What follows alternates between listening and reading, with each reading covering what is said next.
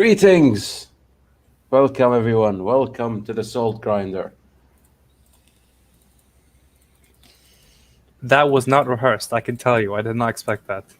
I tried rehearsing a couple of times. Like there was this one gig, right, that me and Louis used to do way back when, which is we wear sunglasses, and then one of us prepares an intro, and it's usually like 5 minutes or like 2 minutes before the thing, right? Cool. And it's like, who's got intro? It's like, I got it. Have something neat to say, and then we start with like a 1 minute clip, of a monologue, if you will. And then we ended up with "Welcome to the Salt Grinder," or "Respect to the Suggestion," and then both of us would throw away the glasses, and that's how we get into the groove of it. There's a problem with that though, is in the first minute or so, barely anyone is on, right? So nobody gets to see the cool intro we do every single time. Yeah. It's only the people who watch it in hindsight that get to watch it like in its glory. Problem is, most people watch it live, and most people watch it 10 minutes in, right? Like we just got one viewer, right? So they skip the intro. Yeah. So it became less and less. There came too less of a point. There wasn't enough people tuning in. That's a problem for later, though. That's a problem of channel growth, nothing more. And the channel has been growing smooth. We hit 160 subs after what, a year? A year of like a downwards trend of losing subscribers. So that's pretty good. And you know what I picked up from that? Yeah. That you guys actually went past double digits. That's what I'm like, holy shit! You actually were double digit at a point and then exceeded that. No, Wow. we cheated. Okay, we cheated because way back when Louis used to have a YouTube channel, Louis Senpai. It was part of the anime community. It had like 3,000 subs. During that time, we hosted the Anime Law, the original, right? Yes. And in the first 2 years, like each year, we did a season, but in seasons 2, we stopped because college.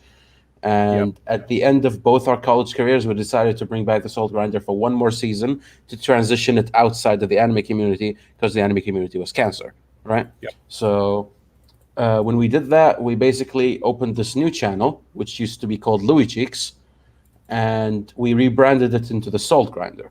Back then, we had like about 200 or 300 subscribers, just as a rush in from the previous channel, people who subscribed from there.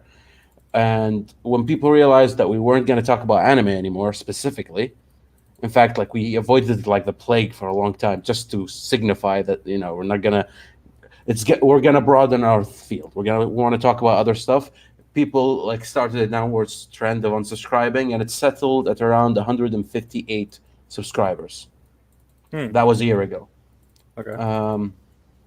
During that year, Louis took a back seat, gave me the ownership, and then Louis disappeared. So during that period, I became the only host. And here's the thing about this, like the Salt Grinder. Me and Louis have been hosting together for 5 years, right? So if we didn't have any guests, we just show up and we talk and we kill 2 hours easy. And it would be a relaxing, fun Salt Grinder session. We wouldn't care. But with the removal of Louis, I lacked a co-host. So I had to bring a lot of people in, a lot of people who didn't know how to do things. So that started the downwards trend up to like I think 148, like 10 down, and now we started grooving up, and now we finally hit the 100. We passed the 160 again. So it is a benchmark, as to say, and it came during the Eid period, so I'm pretty happy about that as well. Happy Eid to all those who celebrate it. Yeah. What? Like I'll just stay at home and. Oh, you didn't go? Oh, lucky you. Yeah, I had to go. I didn't even get any money. That's ridiculous. I have a job now, so no money. I'm sorry. Wait. Did you just say that you went outside and socialized with people during this time that All we're the in? time. All the time. I have fulfilled my national duty of staying home for too long. Okay? Okay. And here's the thing, Kuwait's quarantine is ridiculous, right? 5 phases, and phase 1 to phase 1, it's like from 7 to like 7, and then from 8 to 4, and then from 4 to 3. It's arbitrary, right? You wait. Wait a minute. What kind of stream are we gonna? What direction do we want to go with this? You tell me. What do you mean? Well, okay. Because like, let's just say that. Okay, that echo is freaking me out. Anyway, uh, let's say that whenever people discuss this, I'm always in a situation where I'm like, I wonder how much do I say versus is there really any benefit to me like expressing an opinion and slash educated observation that I have. So I'm like, how real are we gonna make this? You know, that's what I'm asking. It sounds weird. Like, do you get what I'm going with this? Very this is just talk about whatever the fuck you want, dude. You want to trash? Go ahead. You want to get real? Go ahead. Look, what's stopping you? Oh no, I'm gonna be like whole like there's a like almost equivalent of like there's a conspiracy, but it's not because it's real. But basically, okay, people say the phases are arbitrary and how they're going back and forth. It does seem arbitrary, and it's like, okay, if things are getting better, how could you go back a step? Did you make a mistake? Did you not realize it's that bad? The reason is, for many reasons, but like the general overarching thing is, it was seen as a lost cause from the start, and this is the equivalent of like, hey, like it's like Kuwait is like a patient, okay, and the government is like the doctor. They're like, okay, we got to keep this patient alive because we rely on it. It is literally what powers us. You know, we're the government, but like, they're the money. They are the workforce. Here's the problem. They're looking at this patient. They're like, okay, so what's the symptoms? This guy, his heart has already stopped. The rest of his organ functions are going to fail, and half his neck is blown off. So then you look at the other doctors, and they go like, so let's not tell the family that it's this fucked. Let's try to keep him alive as long as possible, because if they get pissed off, there's a lot of patients and only a few doctors. Yes, so it's a lot worse than it already. It's way worse. Like, take the airports, okay? The airport thing. Like, everyone's saying, oh, it's gonna open soon. You know that they've already people booked flights. They're flying. Doesn't exist. The airports, behind the curtains, you'll see basically absolutely nothing, because they only have the Kuwaitis there. And I hate to say this, but it's actually true.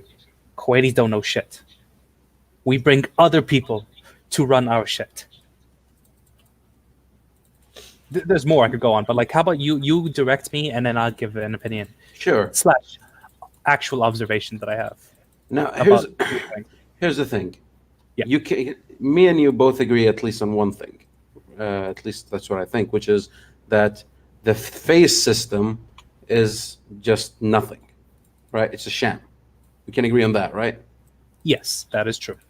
Yes, and that's why I'm expressing frustration. Yes. Originally, when the original quarantine hit, it was one of these things where when I saw it, I thought, like, okay, they're gonna lock us down, they're gonna prep, and then they're gonna open the country, and then, you know, the virus will take its course. What it turned out to become is, no. Not only are we going to lock down, we're going to keep locking down and releasing slowly until further notice, and do jack shit in this entire period. And me as a consumer of this country, right, I'm confused. Which is, before I was fully okay with staying at home for that month, for that full month lockdown, and I didn't break it for the sole reason that after things will start opening up. Except they didn't. And that's a problem, because I want to spend. And what I mean by that is, during this period, you have to spend to get the economy out, you know? Yep. Out of its mud hole. You can't, like, if you save during this period, that's the worst thing you can do. Everybody starts saving up. Money's not moving around. Suddenly, your currency increases, and the value of the savings you have decreases. It's like, you know, I've looked up the economic formula just to make sure, right? So, based on that, I'm like, okay, I want to go spend. I want to go outside, even if I don't care about the products. Anything I feel like I might be interested in, I'm gonna go and I'm gonna help especially the local businesses, right? Good Game, for example. Mm. And nope, I can't, because we're still in phase 3 and it's almost September. Come on, Yep. schools are gonna have to open. Yeah, kids will die. Yeah, we'll all die. You can't postpone this. It has to run its course. It has to go through us. It's like, it doesn't matter how big you make the dam, the water has to cross. Otherwise it'll explode. That's why you make some water holes in the dam. There's a point to that, because you let water leak in slowly. But this dam is doing jack shit and it's about to explode, and that's a problem. So just let it take its course and deal with the outcome. I don't know if that's pragmatic, ruthless, or whatever. It just sounds like common sense. Well, like I've learned, common sense is only common to those who have it. But I guess okay. So you're saying since it's basically lost cause and they can't really maintain it, just let it happen. I don't think anyone could. It's kind of like one of those things where, like, I agree intellectually that it's probably the better thing to do, but I would never actually go along with it. It's like me saying that, like, sometimes a certain number of the population needs to die. Fortunately, I have the remnants of a human conscience, so I can't actually go through with it. So it would help. That technically would help if a lot of people died. It'd be like zombie apocalypse equivalent. Save those who are left. A lot of damage is done, but it's easier to maintain something when you have a lot less. I understand that, which is why I like the original lockdown period, and I like the idea of maintaining social distance. Even the masks, as ineffective as they are, they're at least they do something, right? I'm okay with, like, increasing the hygiene, reducing the amount of, like, administration, and putting more on online sites.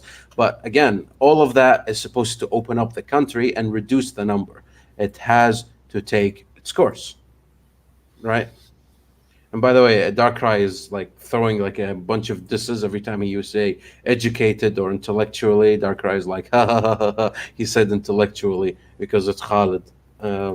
I don't know what beef you and Khalid, like, have, Darkrai. So, like, how many conversations did you have? I think my role in life is to be the prostitute punching bag that people hit and, like, oh yeah, we'll feel good about ourselves. Fuck this guy. That is my role in life. Do you accept that role, though? Because some people are into that shit. Are you into that shit? I'm a prostitute punching bag. I don't really think there's a lot of choice in that concept. No, everybody has a choice. It's like the slavery argument all over again.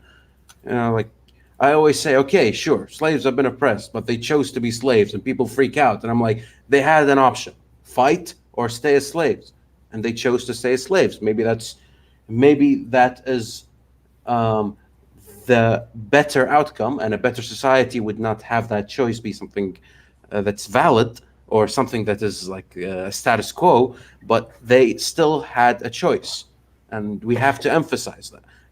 It's like your case, like, I guess everybody beats me up, so I guess, like, I'll be the beating stick. That's how bullies in school thrive. People like you. Wait, is Darkrai the bully or am I? No, you're not the bully. That's how bullies thrive. And Darkrai is like a closeted bully, like, like giggle on the sides, and then if somebody gets hurt, he feels bad. But it's one of these bullies that want to bully so bad, but they cannot because it's just too mean.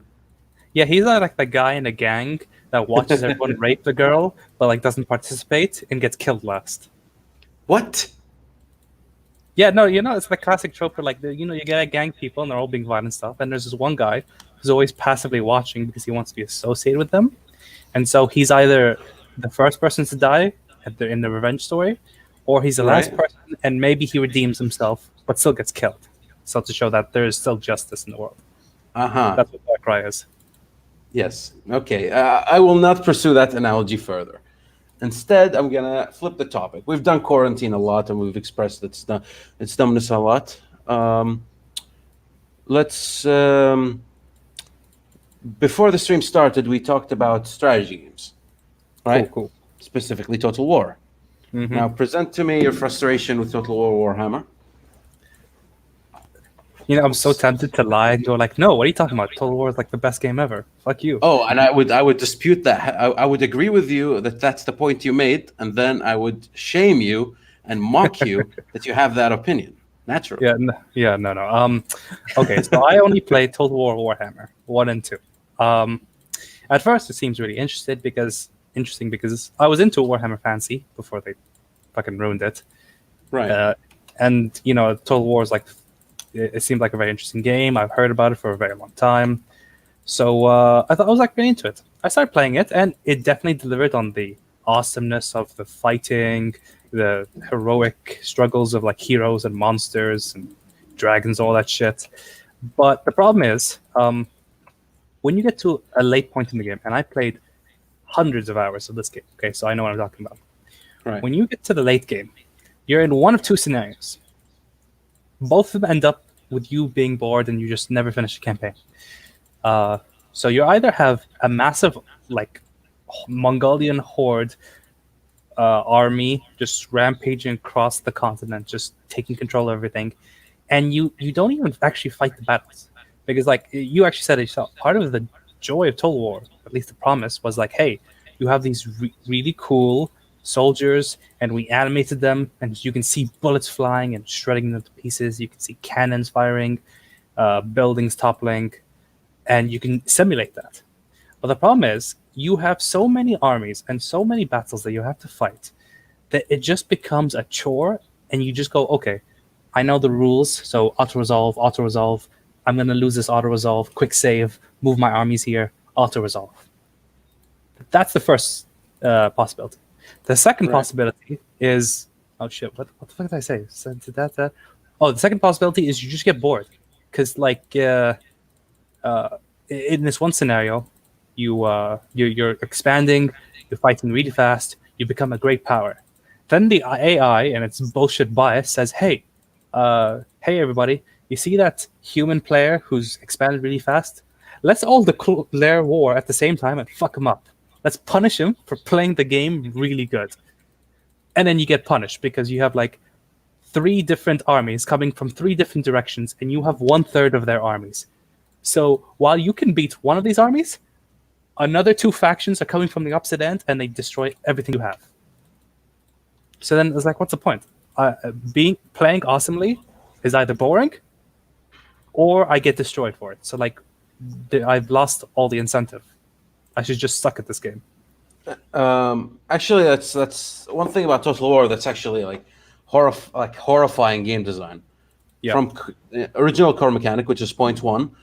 The point is the map, the grand map, is meant to be an excuse to fight battles, but the battles are put in 3 different categories.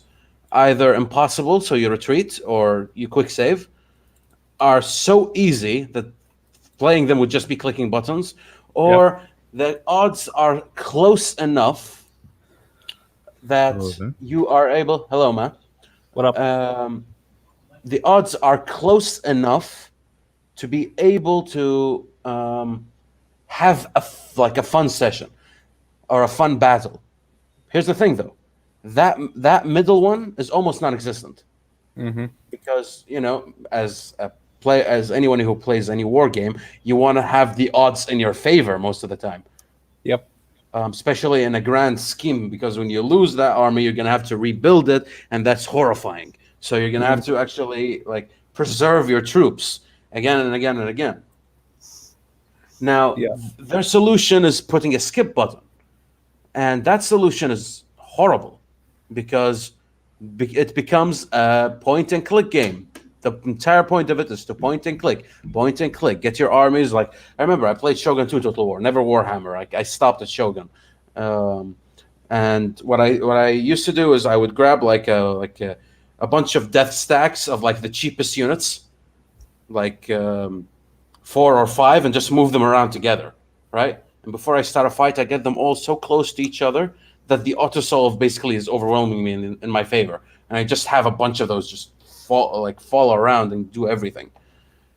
And that's what the game eventually became. That's the good way of playing the game. And the second point, which is the diplomacy of it, is disgusting, disgustingly bad, right? You have the AI does not behave like a person or even tries to emulate it via math or something, right? No, they either in a state where they want to kill you or they don't. Or they're not going to kill you yet. You know, the clues in the name, total war, I guess. But I expected some diplomacy. And with Shogun 2 specifically, there was a mechanic built in that I find basically is a lazy way of making the game kind of difficult. The mechanic's called realm divide, right? So what happens is if in Japan you conquer enough to become prominent, every nation in Japan outside of you decides to coalition against you and declare war at you at the same time. So it becomes you versus the entire map. Yeah. So you know how I dealt with it. Basically, I waited until I was one province short of hitting Golden Divide, and then I spent like the next 20 turns building up the economy and the armies in every fucking direction. All the death stacks are ready to attack everyone, and then I would get that one province I want. The realm divide activates, but by then it's too late for everyone, and I would just eat the entire map. That's how I beat the game in hard mode. And that basically turned the game into an arcade game instead of a war game. And that's where, like Paradox thrives, because they've constructed their games in such a way that you can see the human logic in the AI. They've worked very hard on that, right? And even in games like Civ 5, you can agree to this, Yasha, which is if you're dealing with like diplomacy with the other like powers, there isn't much besides I want this trade resource, give me it, right? And I give you this one arbitrary trade resource that I have an excess of, and we're all good. That's the extent of your diplomacy, and unless you're going military, which your diplomacy is basically eat, and the game is over, right? And you forget the important aspect of the AI quickly checks which difficulty you've put in the beginning of the game, and thus adjusts its diplomacy. So on harder difficulty, there is no diplomacy.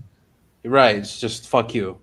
Yeah. Yeah, I remember that. I remember I played the China campaign on Legendary, and it was it just took longer. Just it wasn't fun because it's just not enough. There's just you're playing against math, and if you have these three things that you do right, you beat the AI, and it's just a matter of doing it on Legendary difficulty.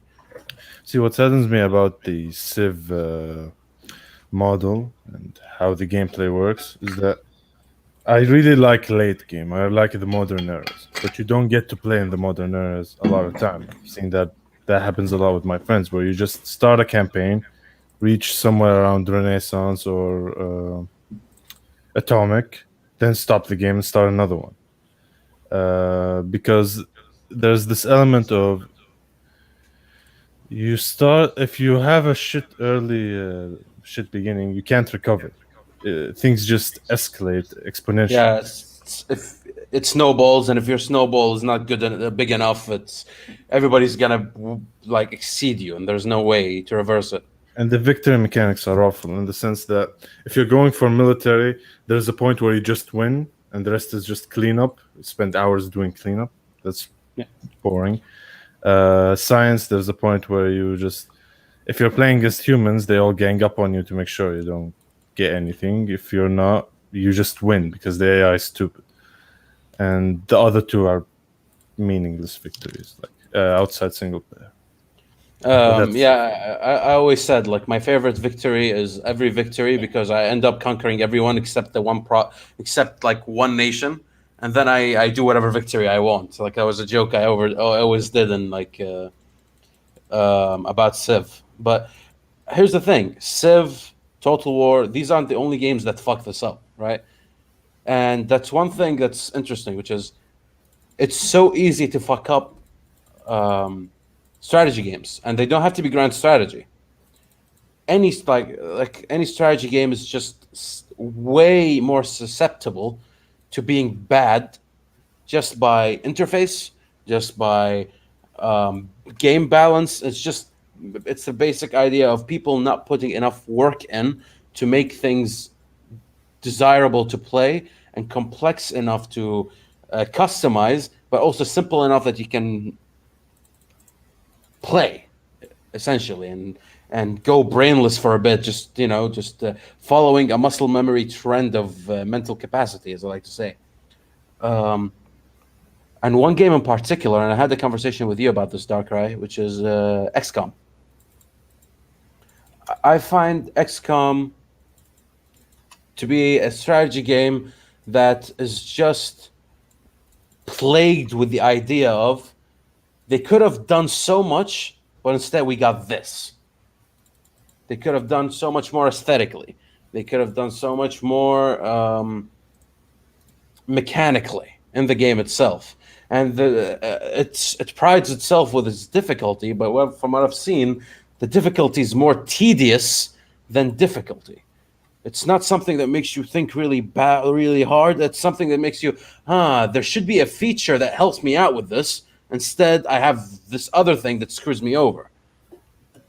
This random cheese, as Darkrai used to say.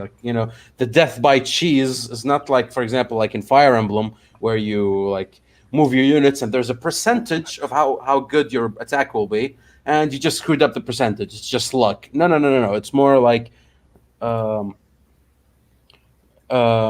things that are outside of your control, and you just kind of hope for the best. Either that, or you play so careful it just takes 20 minutes, 30 minutes longer to finish one mission, where it could have finished way quicker because it just relies on your problem-solving capability. And I find that as an issue in strategy and grand strategy games, including RTSs and all that stuff. I don't know. Have you guys played the Warcraft stupid RTS that everybody's super hyped about? Well, yeah, World of Warcraft, the one where there are tournaments. Who's still hyped about it? I have no idea, but there was one time where, we were hanging out, and they were like, we released Warcraft from the 2010s. We want to play it, so we all downloaded it and played it together, right? And as I played it, I'm like, this is trash, right? This is absolute trash. Warcraft 3? Yes. Oh, I was confused for a second. Okay, so if the only reason that you'd play Warcraft 3 now is because you played Warcraft 3 in the past. Not to say it was a bad game. I still think it's a good game. What it did very well. But it's like the fashion of what is cool, it doesn't keep up. It's just a nostalgia thing. Like, here's a vintage game from the past. Like, oh, cool. I remember this playing before. It's not quite what I like now, but you know what? I enjoyed it, and I'm gonna play it again. Here's my problem, though. It could have been a thing. It could have been, to this day, a game that everybody plays and enjoys. It could have been like Minecraft. Everybody just jumps in it and plays it. And then they get into a period where they get really into it for 3 months, 4 months. And then they take a break for 5, 6 months, and then they come back, and the trend continues. But they're not doing that. And the reason they're not doing that is because the quality of life features in World of Warcraft are among the shittiest I've ever seen. Even if I was during 2010, I would have hated that game. Wait, I'm confused. Okay, just so we're clear, Warcraft 3 is the RTS. World of Warcraft is the MMO. Not the MMO. I never played an MMO. Warcraft I've never played. Okay. It's the RTS. It's the RTS. Warcraft. I don't know which year. I think 2007. What is it like? Or am I fucking crazy? I don't know. Have you played an RTS before? Not sure in comparison. Okay, real-time strategy. So EU4 is technically real-time strategy. I know. I played EU4, Shogun 2, these stuff. Yes, but difference is EU4 is zoomed out. It's grand real-time strategy, which is why they're a unique brand, because they're the only ones who took the real-time part of RTS and took it to grand strategy. In RTSs, it's way zoomed down, as in you build individual units, you move them around, you crush specific buildings, you build the buildings in a specific part of the map, you gain resources, you snowball, and the main goal is it's usually from like a 1 to 2 hour game, depending, even less sometimes, and you have other players, other AI or regular players, and they build up shit, and you build up shit, and then you guys try to overcome each other's parts by navigating the map, doing like weird stuff like that. It's a desirable form of gameplay. I say it's very enjoyable for a versus. And It's so odd to me hearing you explain this, because it just sounds weird, but then I realize that, Yasha, you literally don't know what this is. It's like someone explaining what a hamburger is, and I'm sitting there like, how the hell has he not had a hamburger?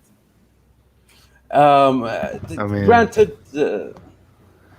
I understand. It just Yeah. sounds weird to me. I have to get used to this. Like, wow, someone who does know.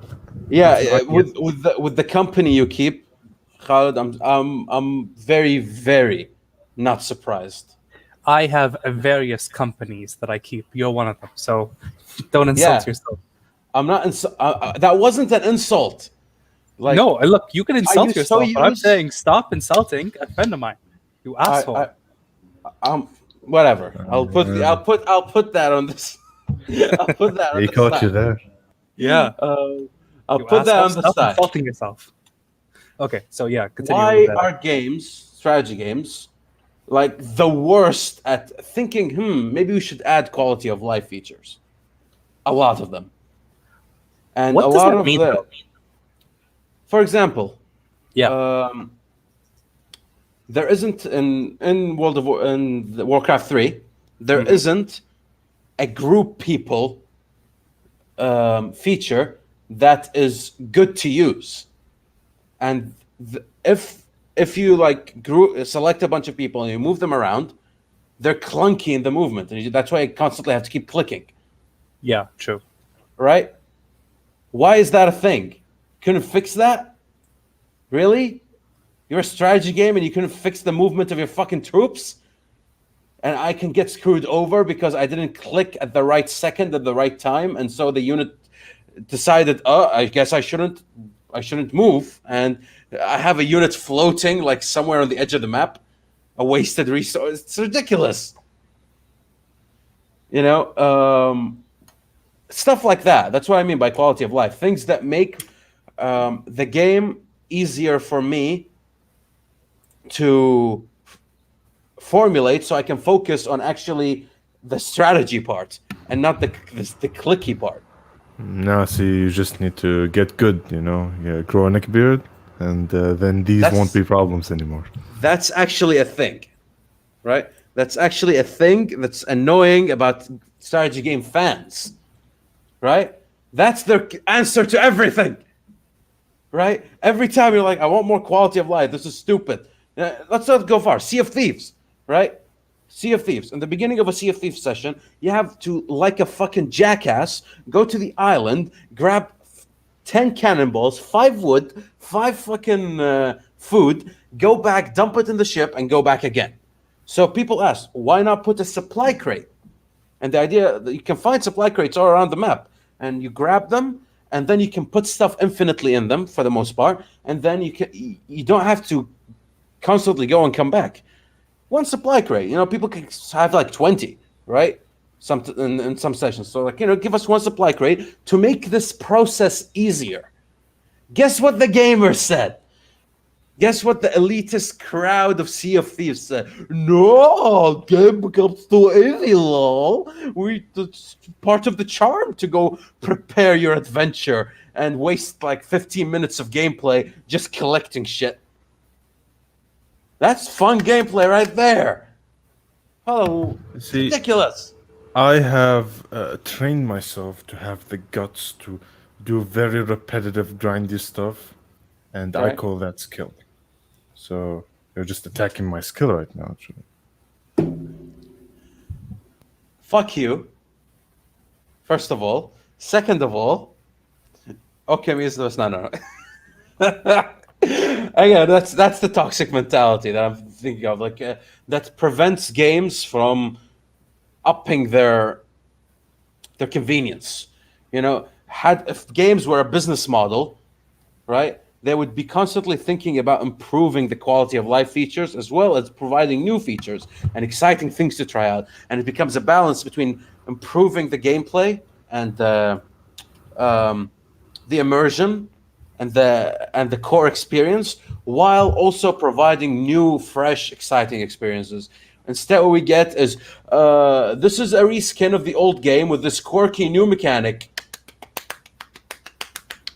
Aren't we brilliant developers? How curious? How often do you guys experience this in the gaming circles? All the time, apparently, recently. Don't want to mention putting mechanics behind paywalls, but it's fine. No, mechanics have had both. Fine. I'm not talking about the business aspect. I'm not talking about how much money you pour in yet. I'm talking about a lack of focus on quality of life and just on random new quirky features that mean nothing most of the time because there's so much garbage you need to clean.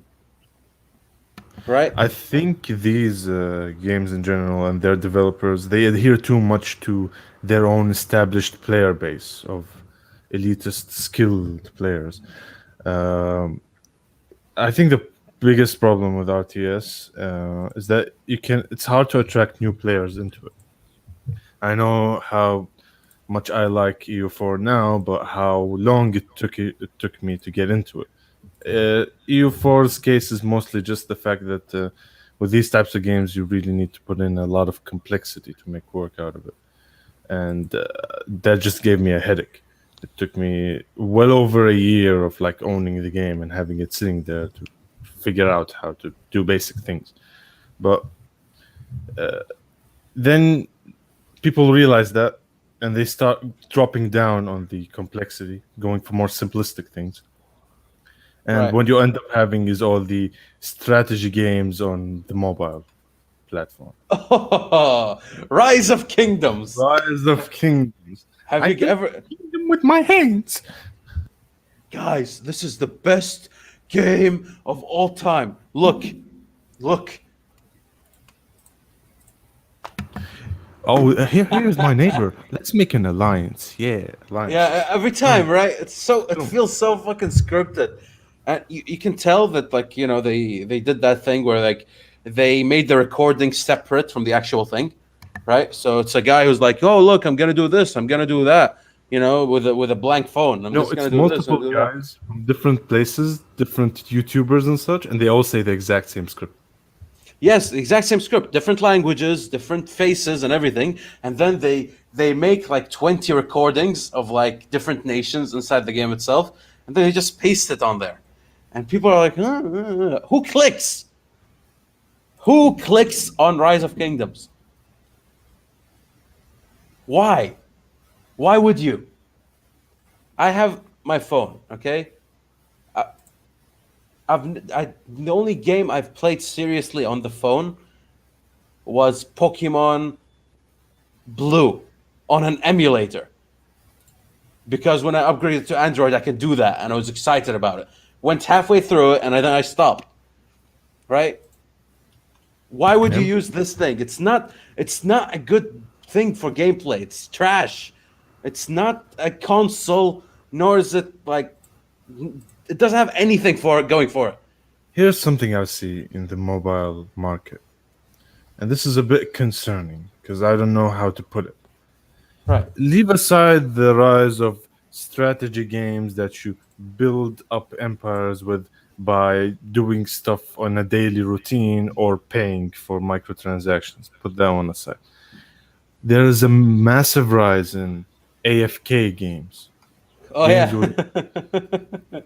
Games where you just make a character and the character just gets bigger when you don't use it, and you log in and like, wow, what is that?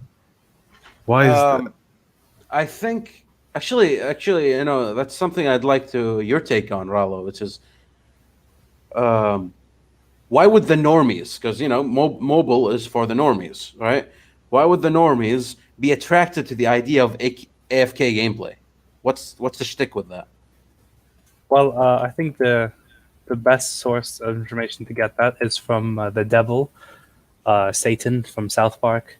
So he actually does explain it very beautifully, I think, as like when one of the kids is playing mobile gaming, and he's just collecting money, and then he invokes Satan to explain it because he's the only one who can help him understand this. So like, it just it takes advantage of certain the biology of like, okay, when you achieve something, there's like dopamine that flows through your brain, so there's like a joy. It's honestly like people. It's not far from what people were doing for all of history. It's just like learning how people work, and using those things that they're made of against them. Like torture. I know how to break people and get information. Sex, I get people to feel really good, and they're all buttery, and I can do what I want with them. Get them drunk, no inhibitions.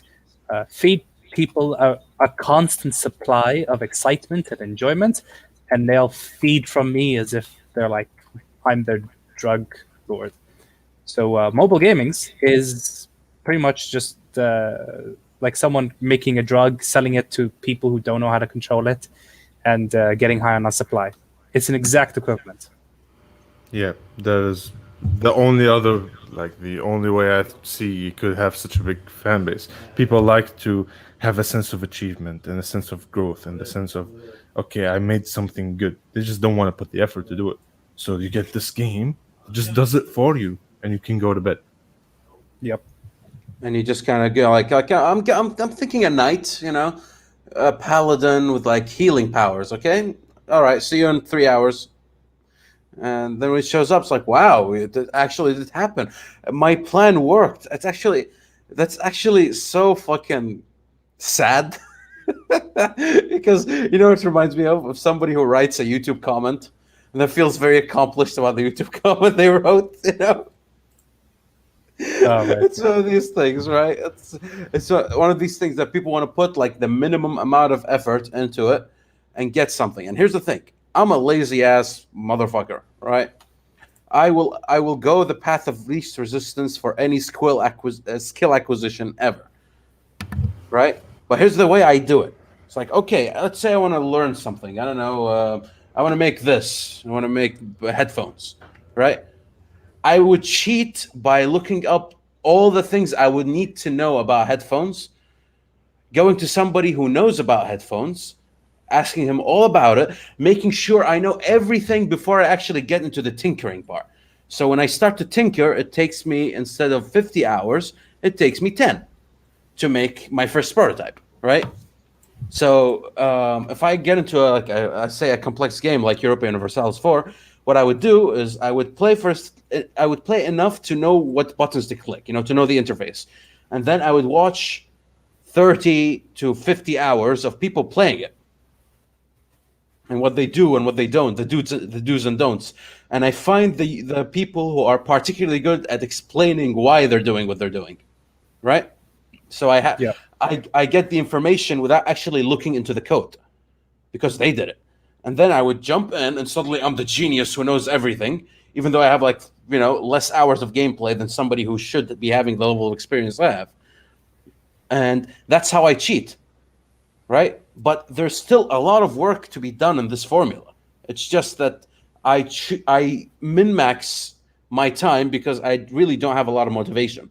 So I have to use it like a resource, right?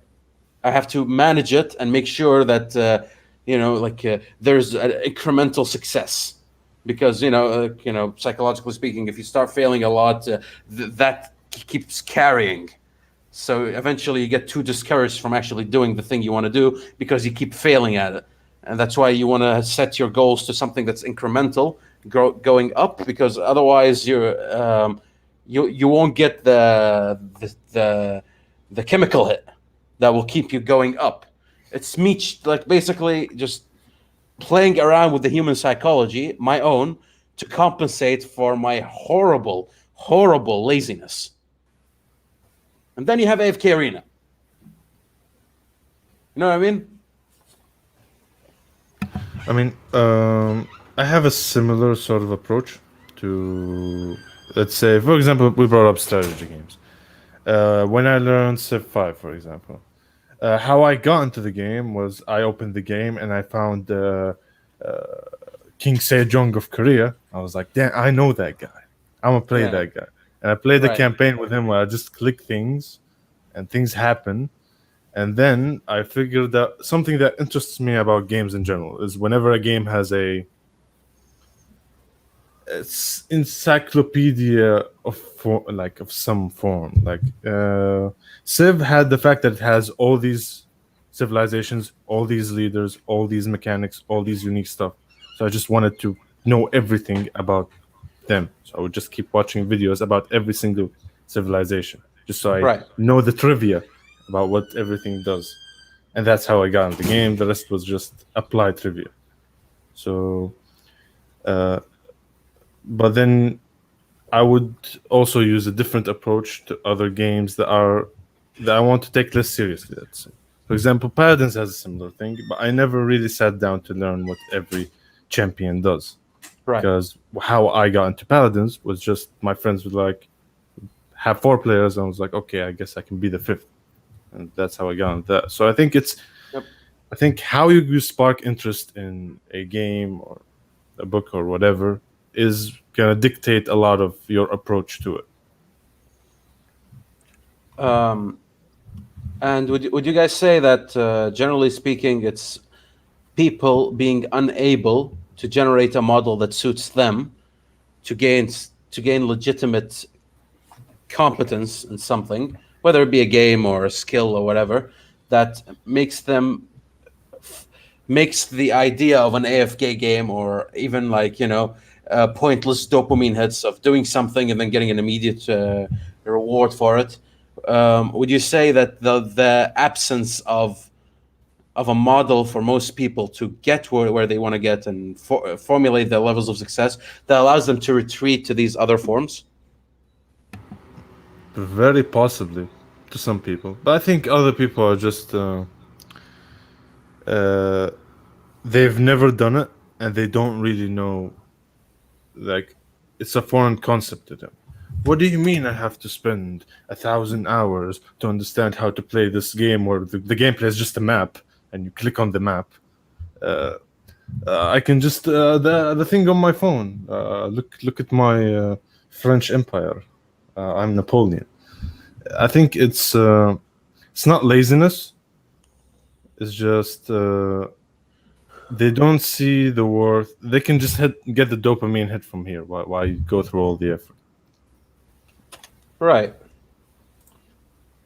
It's a weird thing because I find like a huge percentage of the population is addicted to not doing work to gain the dopamine hit, and 5% are so addicted to grinding pointlessly for hours that they immerse themselves in like an MMO, and you can see it, right? Like the companies that focus on these leeching on these, and the companies that leech on these. Like Yeah. for a lot of games, like you want to find the whales. The people who will constantly spend and play it for so long, they fuck up their entire lives for it. And then the other one is like, no. We're gonna broaden it so much. We want $5 out of everyone. Good. Yeah. It's like Right. that. Right. Right. It's and meanwhile, I think we're like in the middle crossroads of this, and like, Yeah, these business models with how games are being developed is just creating more of that divide of these casual people who just want like the dopamine hit, as we say, and they look at the other group and they're like, why are they so stupid? Why do they waste their time doing nonsense, meaningless things that won't help them in real life and all that shit? And the other guys that are just in their fucking caves, constantly grinding the same game for weeks on end, looking at the other group and saying, "Oh, those simpletons! Huh, they don't work for it. They're not as smart as I am."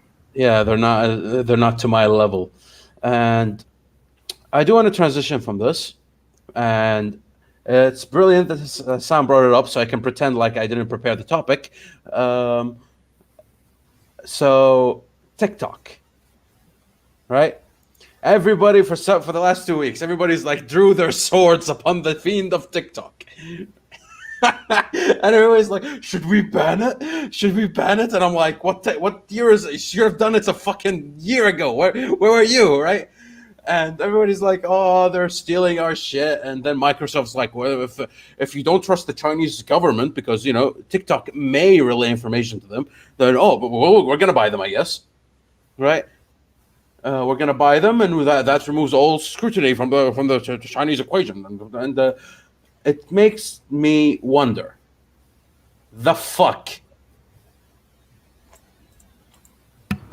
I mean, Microsoft wants to buy it. Like, is it Yes. just for the business opportunity? That it's a very good purchase, I would assume. Yeah, what's Bill Gates up to? I don't get it. Like, is it just so successful that you just like it's gonna be the Amazon Facebook thing, or it's very successful. It could compete with us, but what if it was us? And then they take the WhatsApp and they take the Snapchat, and Amazon would I don't know what they do. It's like makes me wonder: is it like Microsoft being like, okay, these guys are buying up all the good tech, maybe we can do that too, and maybe it's just one of these things where like. It could be that Microsoft is simply interested in that stupid algorithm. But picture this, right? TikTok brings in a lot of money, man. It's big. Yeah. The advertisement on it, that's a big market, so to speak. Yes. How do you go from a government saying, okay, we're gonna ban your app, to that app is now in our country and it's paying us taxes and it's adding to our GDP?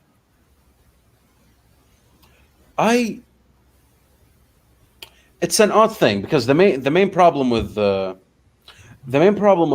do you call it, with TikTok originally is that it was Chinese, right? And it's like Right. somebody would go like Google, okay, also steals your data. What about Google? And I'm like, yeah, Google is not Chinese though, right? Okay, corporations may be evil, but they're not China evil, right? They're not let's genocide the Uyghurs evil, right? They're not let's position our tanks in India and start reclaiming our claims like it's fucking medieval periods evil. It is kind of cool, though. Oh my What do God. you mean it's kind of cool? Like, from an outsider, like if I wasn't a human, that's kind of neat. Really? Really? I'm just You're saying. gonna park the your time- tanks. You're gonna park your tanks next to a nuclear power, okay, and be like, "Oh, you see that land that you own? It's ours, and there's nothing you can do about it." Yeah, there is something you can do about it, and it's kind of a big price to pay. Well, here's the funny thing. Did they think it was gonna work? Did they think India was like, oh, okay? I guess. No, I think it's basically like this. I think China's like. Here's the thing. I think China is basically just fucking angry, and they can't attack the U.S. There's a Pacific in the way, right? So they're like, who do we beat up on to like? It's like when your dad beat you up as a kid, so you beat your wife. Yeah. Yeah, it's one of these things, right? So China's looking for someone to beat up, right? It's beat up Tibet, but it's like the charm is gone. It's like beating up their people like they've always been doing. Right, so you beat up your people, like the people on the street, like Mongolia, Russia are looking at you funny, right? She's like, fuck that shit. I guess I have to start a fight, get my masculinity back. And I think it's a big problem for China. Is like, okay, our dick isn't big enough, on the world stage. How come Trump gets to swing his dick around and we can't? We want to swing our dick around. You know what? India, come here. Let's start a fight. It's like it feels fucking weird. It feels like I'm watching teenagers, except they're world powers. Well, yeah, but I don't know. Casually annexing Hong Kong just like that in front of everyone kind of is a big swing. Is it? I mean, the fact that, for me, undoing all of the people's rioting, you know, what's the word? Stagnating their own city for the sake of making a statement and stopping the Chinese. One Corona boy comes and that's all gone. Is it? Because last primary, people came and voted, and they voted Democrat. They But voted doesn't anti-establishment. And then they canceled it. They removed the special economic zone status. Guess what? Hong Kong for China was an economic powerhouse, right? Well, yes, definitely. And I don't think that will remain the case. The U.S. removed all its privileges from Hong Kong. Everybody's looking weird at China. Everybody's pointing fingers at China. And I don't think all the rage that's been happening last month, like this entire month in China, is by accident. I think it's in protest and in reaction. But they can't be like, oh, you fucked Hong Kong, let's go to war. And they can't be like, oh, you fucked up Hong Kong, let's sanction you. Right? So they have to actually do it in the sneaky way. And yeah, I don't think China's doing a good move on that one. And banning TikTok, I think it was more of a spite move than anything. Yeah. Right? It doesn't like okay, TikTok steals information. Again, so does Google, right? But it's because it's Chinese, and people right now are very resentful against China, and any action towards China means you have a big dick, right? Right now, it's the popular punching bag. So if you're going to attack TikTok now and maybe remove it as a Chinese asset,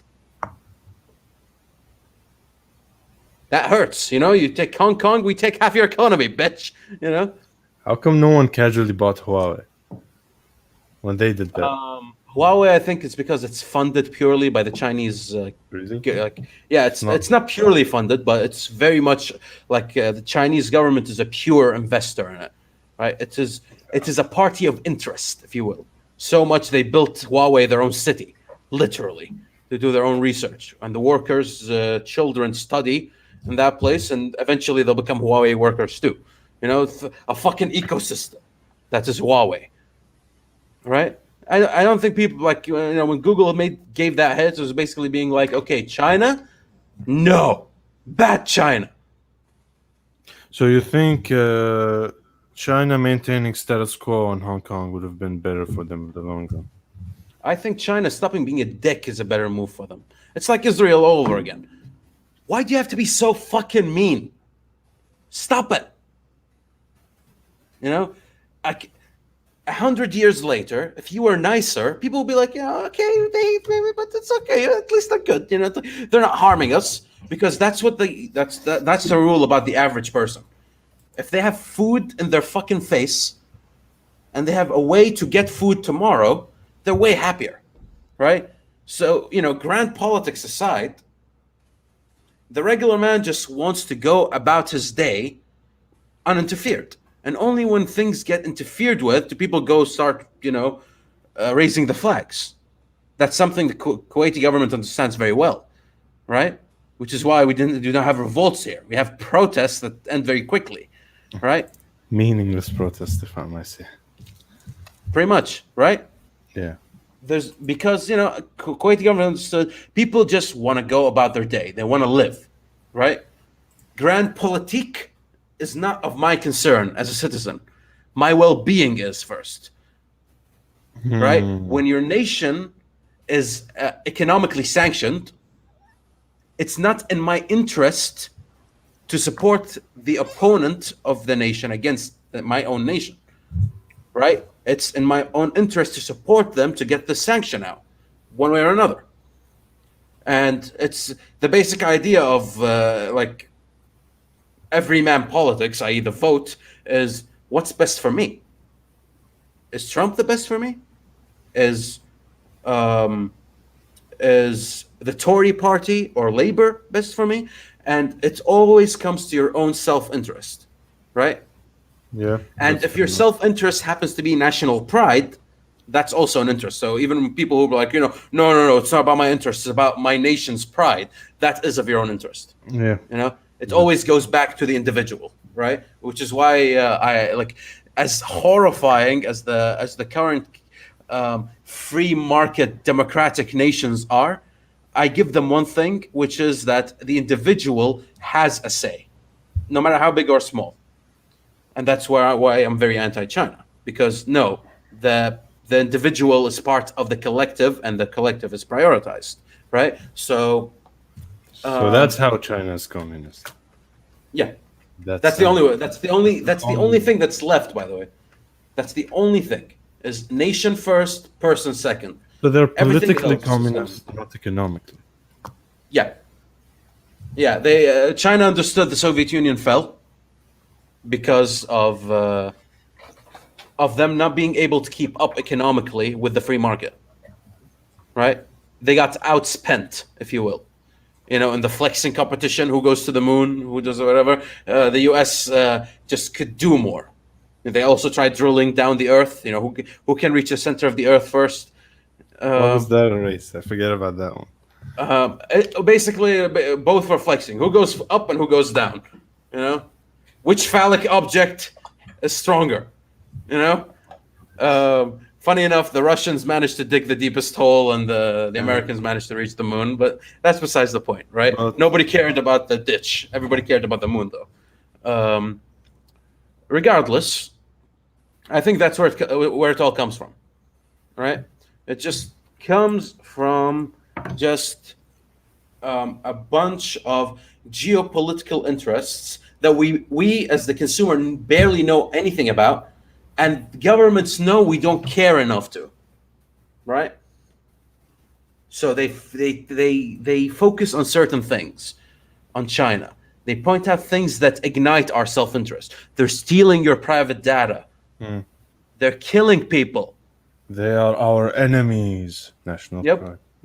The new Cold War is rising. 20 million fucking videos on YouTube in 2 weeks I've seen. The new Cold War. And I'm like, Russia's laughing its ass off right now. It's like, whoo, finally. Whoa.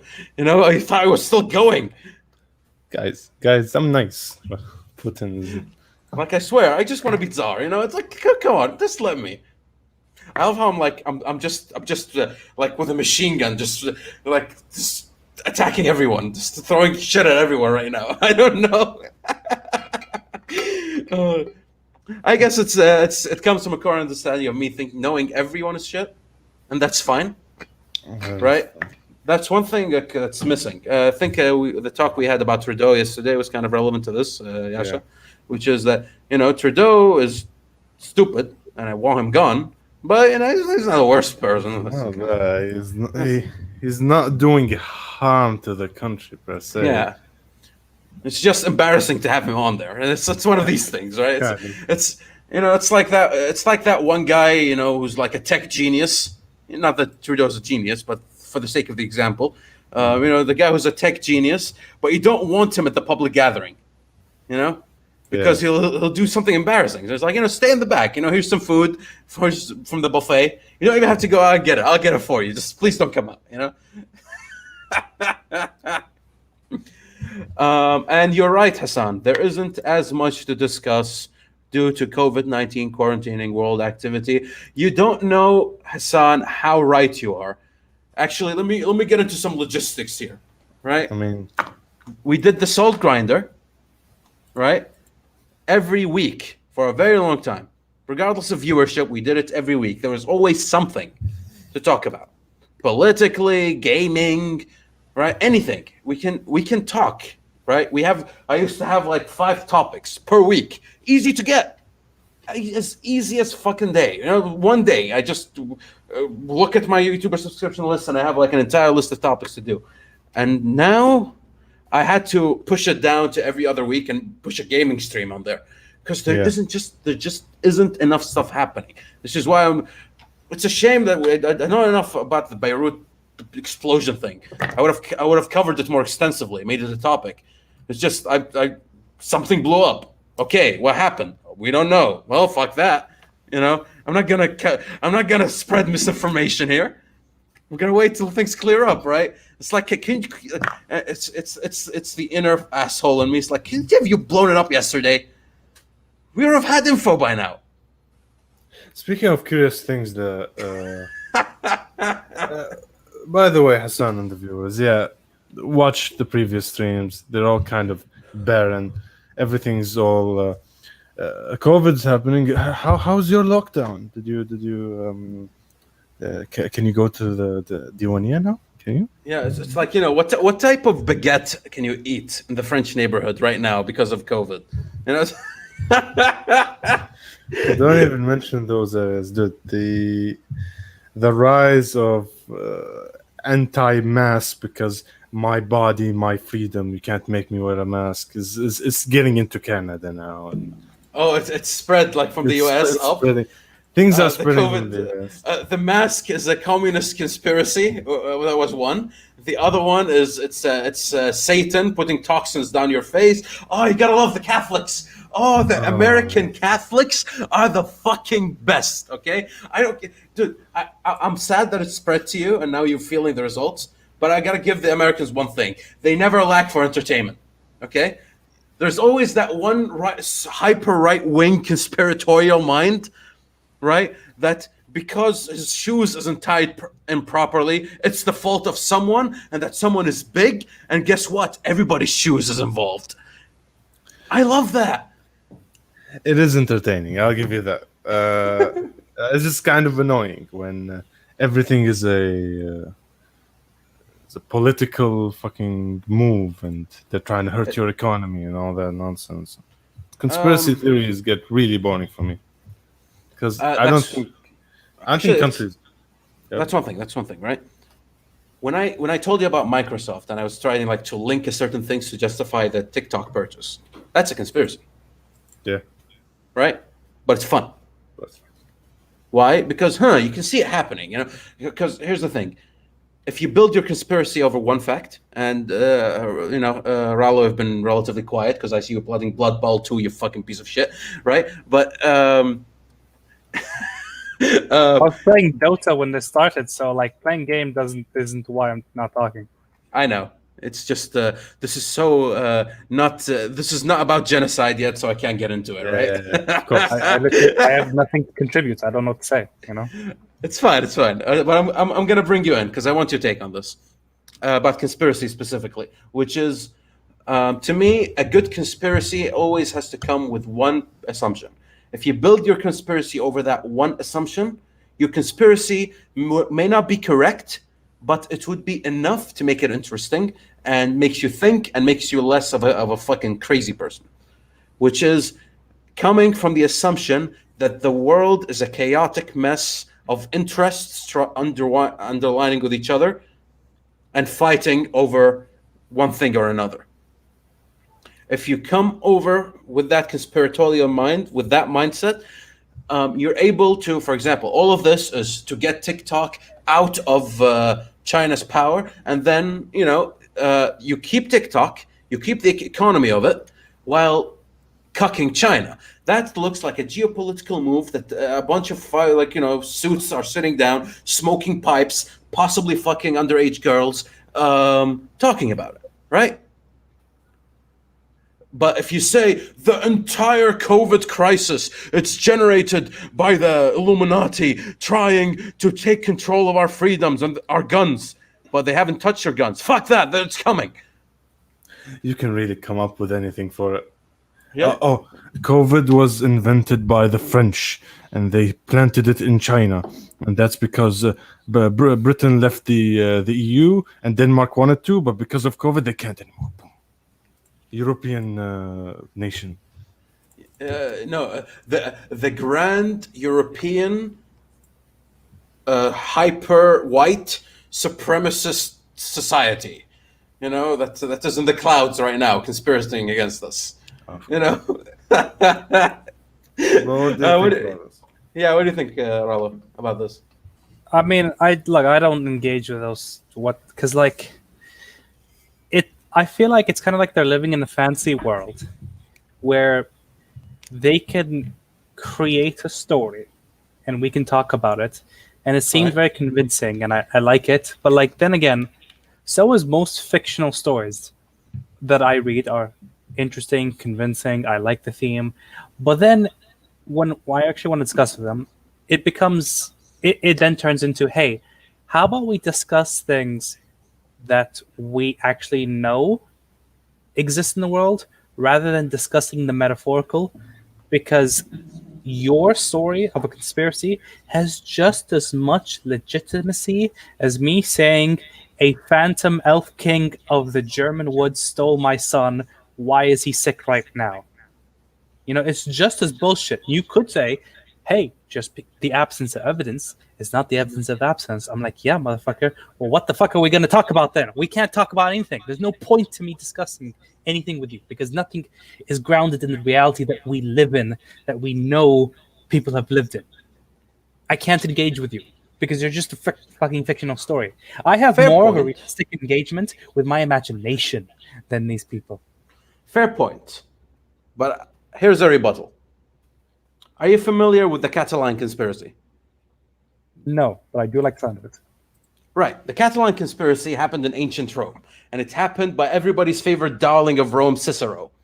Right? You guys should have heard by Cicero. He has like 100 letters and writings dropped down from like 2,000 years ago, and he was like, the greatest statesman of his time, etc., etc. During the late Roman Republican era, and he did something.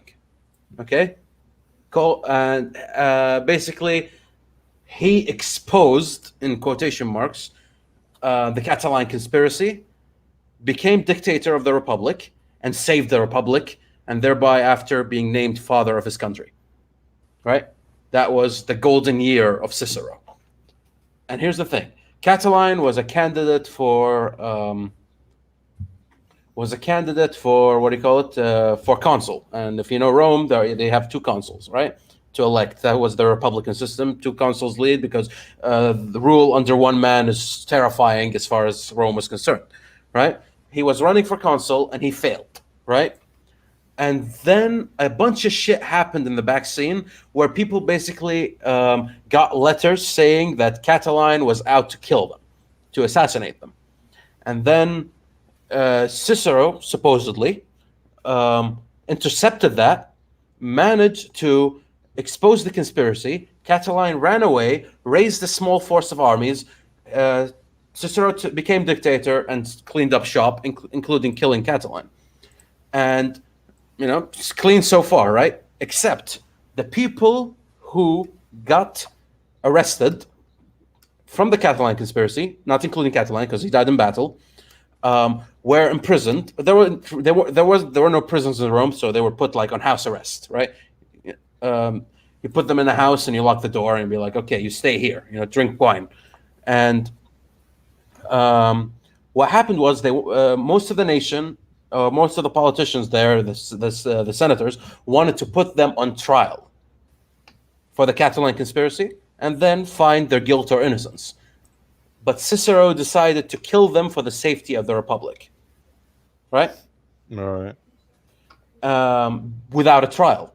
And then claimed himself savior, father of his country. Now, this entire thing happened. It's documented. It's still talked about to this day. Right?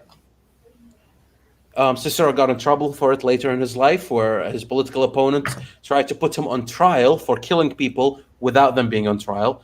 He got exiled from Rome for a bit. A lot of shit happened, right? Why am I bringing this up?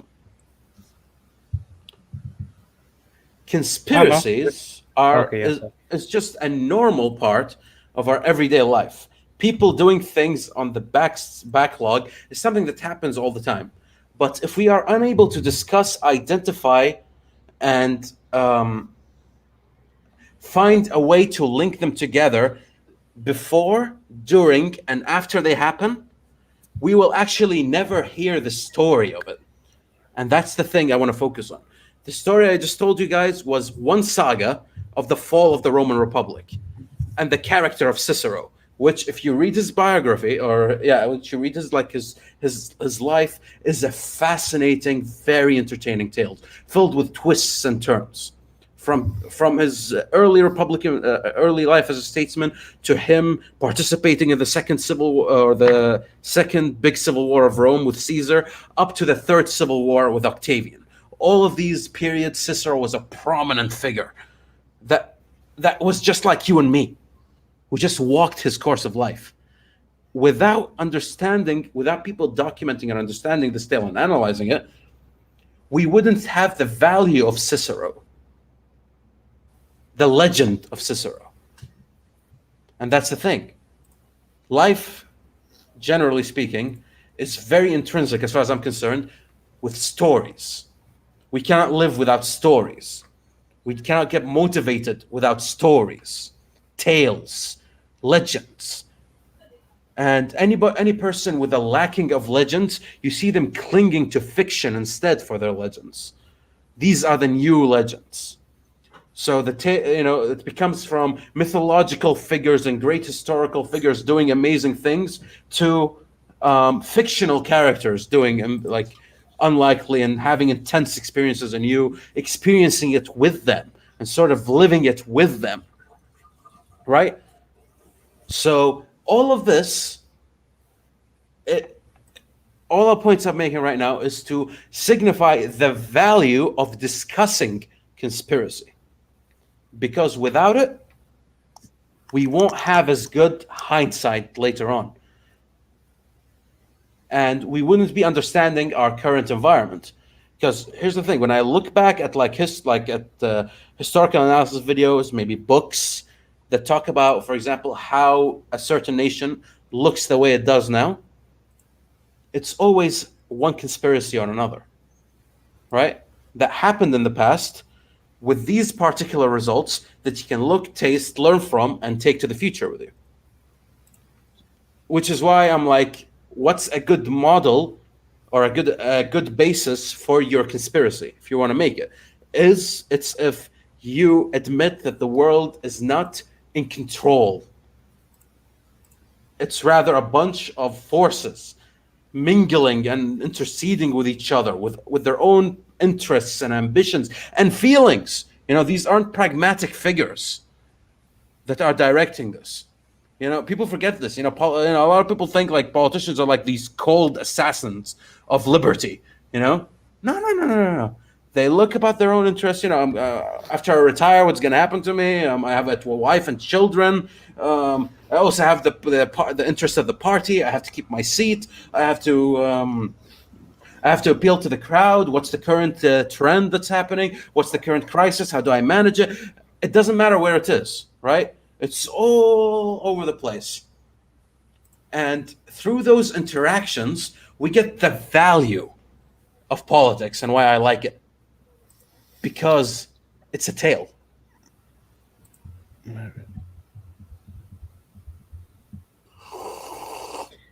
I mean, okay, I kind of understand it, but like, couldn't we get just as much by actually discussing real things and spending efforts on the things that we know about?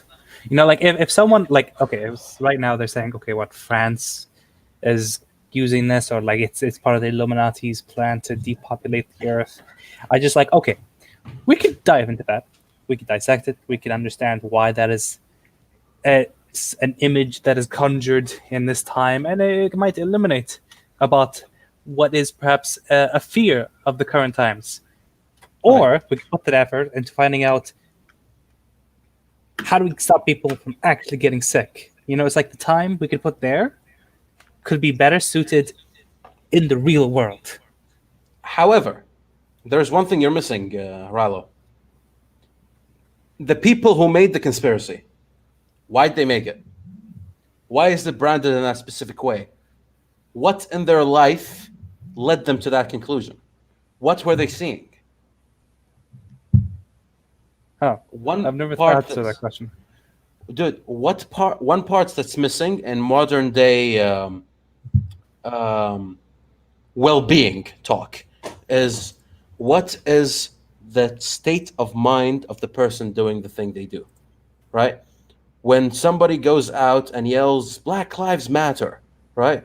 And then some officer says, "All lives matter, ma'am," in which the gal goes insane, throws something, saying, "No, Black Lives Matter." What just happened during that interaction? Everybody. Interact. Yeah, I see it. You know what I mean? Okay. What led to this happening? What's missing? Yeah, that's not a conspiracy. That's like an actual thing that's happening right now. And right. Black Lives Matter is an actual movement. There's no Black Lives Matter as a secretly the lizard people underneath the CIA. That's a real thing. But here's my conspiracy.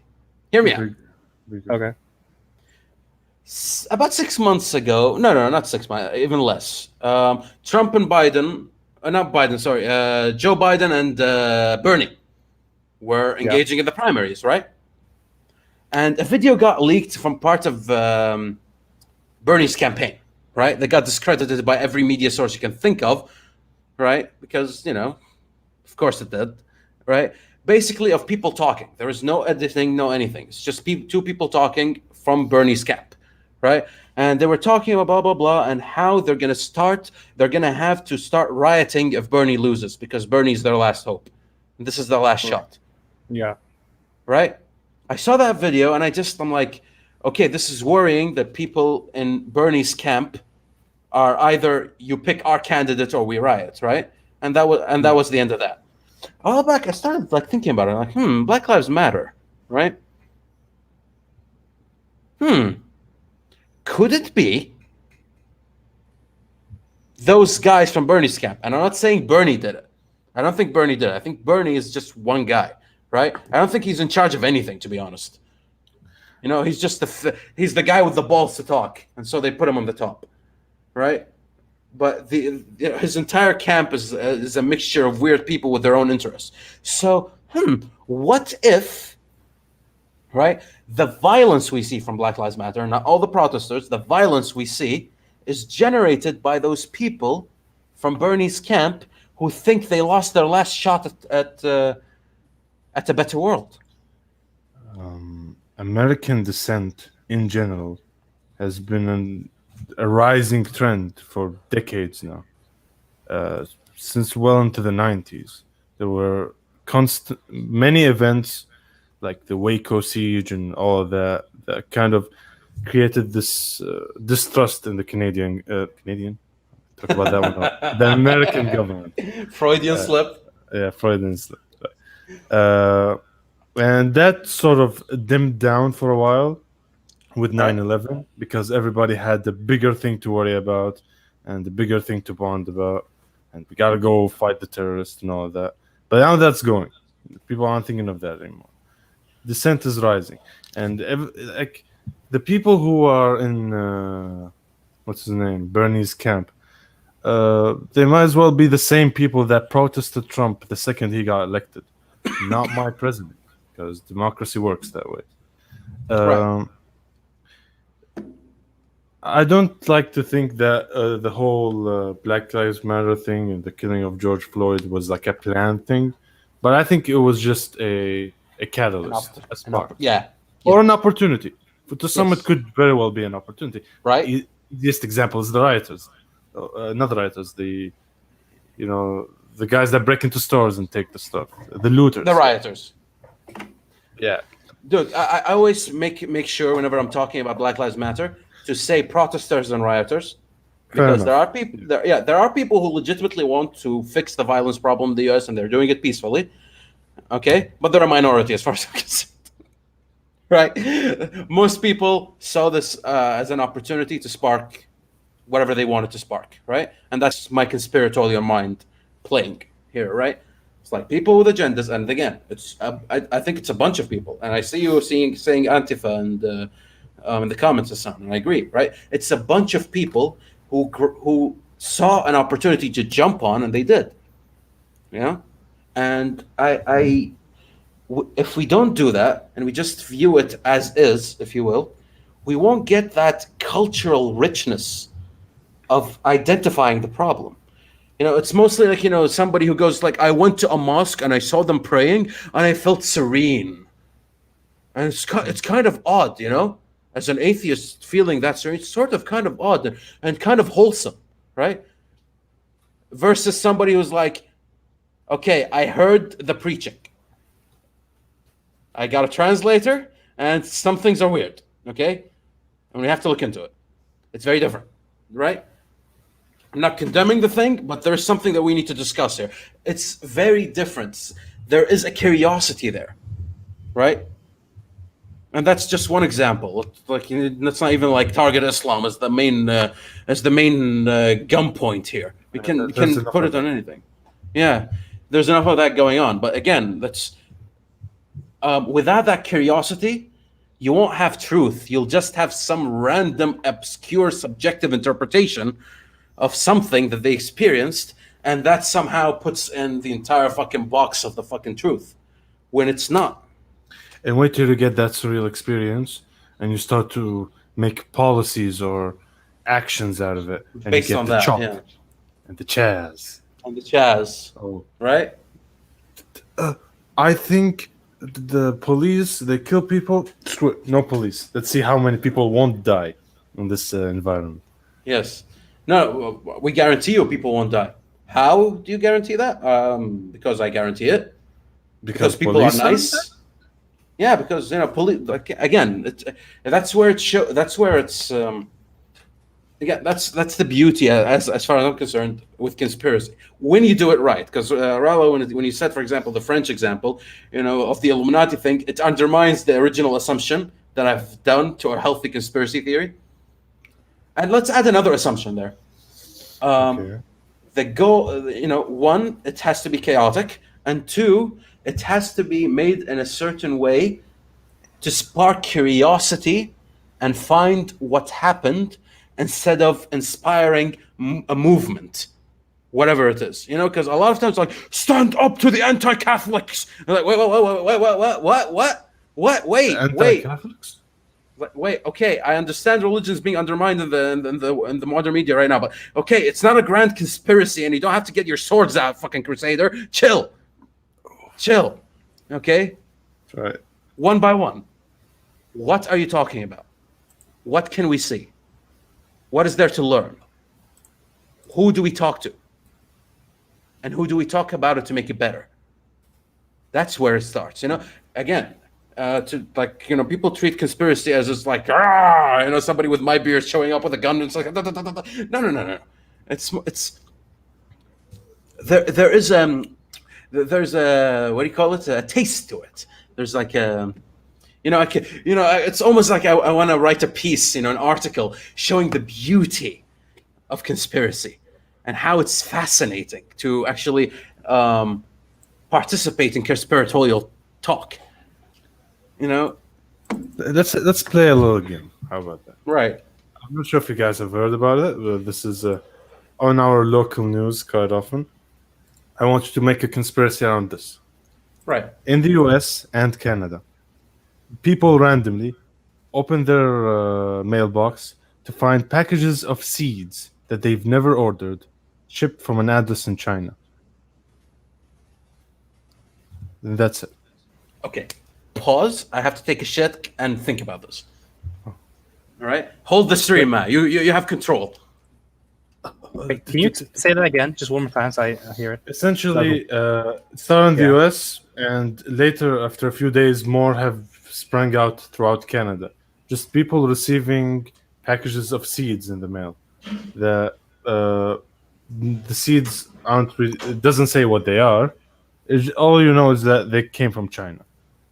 And the media's freaking out. Is like, don't plant these. People are the most common assumption is like some sort of form of sabotage of the these seeds have something in them, or like sabotaging the ecosystem, shit like that. I feel like if it was that easy to do it, then the world should have ended way earlier. I mean, like that would actually work. I'll hold you right there and say there are people stupid enough who actually found the seeds and went to plant them.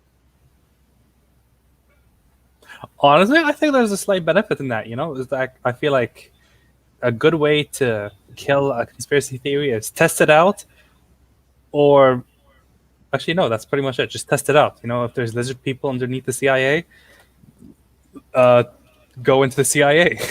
But you don't actually know that I'm not sure about the Canadians as much, but the FDA in America is very serious about maintaining its agricultural ecosystem. Essentially, in the airports, if you have any plant, like any fruit or something that has seeds in it, they don't let you carry it onto the plane. They're very careful about making sure no one plants weird stuff on American soil. I still feel like this is fucking paranoid because like I don't know what other country in the world actually does that.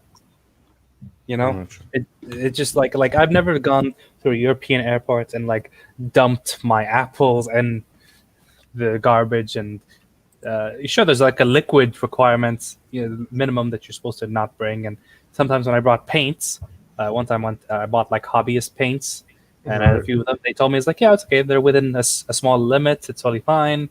They just checked my bag for a few things. They're like, yeah, go ahead and check. There's no TSA and bullshit. And I think historically, like terrorist bombings have been happening more in Europe than USA. And when I say terrorist bombings, I mean the white people, because the white person invented terrorism. It's a fun fact. You go earlier in history, you start seeing that everyone who was blew up shit, all white. Yeah, mainly because the people who were there were mostly white during that time. Yeah. I guess so. So they were the OG terrorists. They lost their brand. I think they need to get it back. Oh, dude, nobody did terrorism better than the Hashashin. Okay, Oh, of right? course. So Yes, they are. everybody's just copying. Actually, no, Hashashin also are copycats. You have to take Khawarij. They're the original terrorists. Dude, they were hardcore. And no bombs, no nothing. Like, walk into a crowd, pull out your sword, and cut people till you die. It's fucking beautiful, you know. But no, just regarding the seeds, I have a couple of questions. Right. I have a couple of questions. Question one: the seeds themselves, are they native? No, they're not identified. Or maybe Nobody- they were by someone, but it didn't say on the package what they were. Because generally speaking, even if they weren't fucking native, if I'm gonna pull a conspiracy here, it's like that's what a brilliant way to increase Chinese resentment. COVID. Really? Like sending random packages, getting those right wingers in the right mood, talking about it at the bar. Come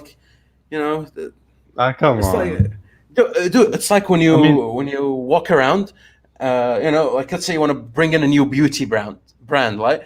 You pay a couple of people to go into their public circles and be like, "Oh, I tried this beauty brand and it's fucking amazing, Rise of Kingdoms," in which Rise people of start talking about it, and that's the thing. You want to spark the conversation. I mean, I'll give you one thing. This does not make any sense to why China or someone there would try to pull something like that. Right? It's just out of left field. It could be some random ass troll on the internet, right? Being like, "Huh? Huh? Huh?" It's like how in America there's a service that basically you give them an address and they send them a package of shit, literal shit, just to mess with them. It's much like it could be that. It's maybe there's like somewhere in the deep web is like I send random seeds to people, and like who do you want to troll today? Who do you want to freak out? I could just imagine like a rural mom getting getting that in her address, seeing the Chinese thing, coughing 3 times. Oh no! Oh no! This is the Corona seed. It will plant a Corona tree. I can see it. It's beautiful. And I see you, Hassan, saying, did you guys hear about the mysterious trucks dropping out loads of brick throughout these areas at random times? And I'm like, you know what? It looks like a trend. It looks like a fucking trend. Okay. Wait till The Simpsons does something about this. Yes. I swear, these are the worst. Like, they're so easy to debunk, but people are like, Simpsons predicted that Trump will do 9/11, and it's one episode, and In the 1950s, and I'm like, it's like the stock market. Like I read this article somewhere. I don't know if it's true, but it made me laugh, so I'm gonna mention it. Which is basically one guy basically became a millionaire in stocks by literally just getting a dartboard, okay, with like a bunch of stocks, 133 specifically, and just kind of threw darts and made his investments like that, and then he succeeded. And basically, that's people saying like, economists are just bullshit. Like don't even listen to them because look at this guy, right? And to me, it's something like that. It's so random. that The Simpsons, they're so random. They say so many things that they're gonna hit their mark eventually on the dart. I mean, fair enough, but like when I was researching the whole Trump thing and figuring out where it's from, fascinating thing. In the episode that had the whole one line where they mentioned Trump becoming president was like 10 months after Trump announcing his presidency the first time. He did before. This is the second candidacy, time. I mean. Yeah, his candidacy. Yeah, sorry.